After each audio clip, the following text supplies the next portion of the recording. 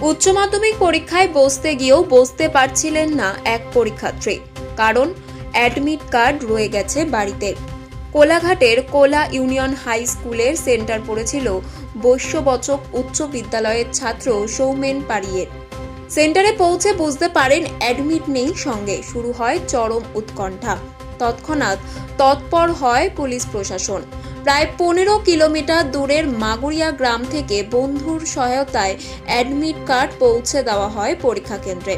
শেষ পর্যন্ত নির্বিঘ্নে পরীক্ষায় বসেন সৌমেন।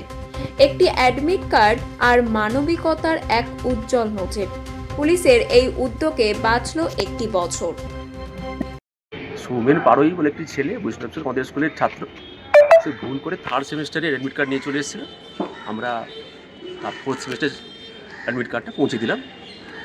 দায়িত্বে আছেন পুলিশ সিকিউরিটি, তার হাতে দিয়ে দিলাম। পুলিশের সহযোগিতায়? হ্যাঁ, পুলিশের সহযোগিতা এবং দিয়ে দিচ্ছি। আপনার নাম?